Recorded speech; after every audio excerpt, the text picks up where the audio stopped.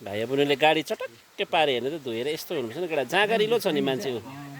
कस्तो सफा बनायो गाडी अन्त भाइले गाडी धुँदैछ मेरो गाडी धुइँदै पारिदियो भाइले नै धुइँदै पारेर राखिरहेको छ केवल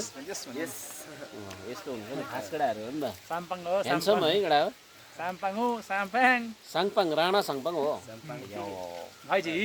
भाइजी होला क्या इस बार तो देख लियो भाइजी सब्सक्राइब गरिदिनुहोस् शुभ साम्पाङ राईको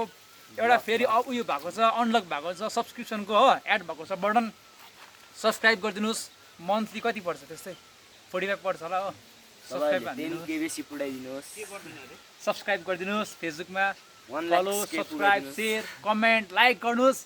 नभुलिनु होला गर्नु अरू केही छ भन्नु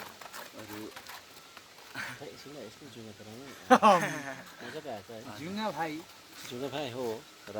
आज फेरि हामी साङपाङ डाँडामा भेटेको छौँ यहाँ साङपाङ डाँडा अब लेख्ने एउटा हाम्रो बोट बनाउन दिइरहेको छु कुन दिन चाहिँ आइपुग्छ यहाँनिर बोर्डिङ हुँदैछ हाम्रो नानीहरू यसरी कुद्दैछ कहाँ गएको है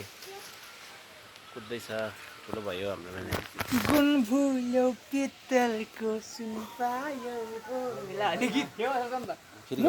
गीत के मैले गाएको भाइले एकपल्ट गाइदिनु न माछाको गीत सुन्यो बिचरा हातखुट्टा उहाँले सफाइ गर्दैछ धुइँदै पारेर र यस्तै रमाइलो छ हाम्रो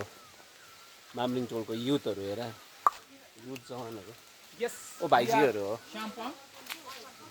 साङपाङ टोलको युथ भाइजीहरू यहाँनिर चाहिँ गाडी राख्ने स्ट्यान्डहरू हाम्रो है ल ठिकै छ भाइ खास साङपाङ हो नि यो चाहिँ राणा साङपाङ हो नि है राजा खाल के अरे राजा खाल है ओके हेर्दै गरौँ